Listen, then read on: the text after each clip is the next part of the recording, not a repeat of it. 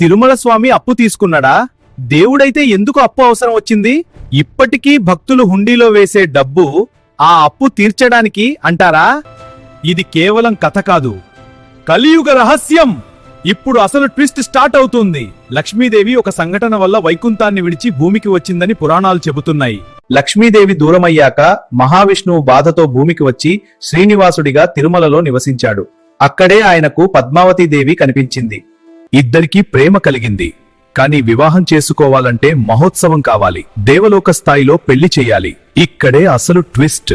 శ్రీనివాసుడు కుబేరుడి దగ్గర అప్పు తీసుకున్నాడని పురాణాలు చెబుతున్నాయి. అవును, కలియుగాంతం వరకు ఆ అప్పు తిరిగి చెల్లిస్తానని వాగ్దానం చేశాడు. అందుకే భక్తులు హుండీలో వేసే ప్రతి రూపాయి స్వామివారి అప్పు తీర్చే కానుక అని భావిస్తారు.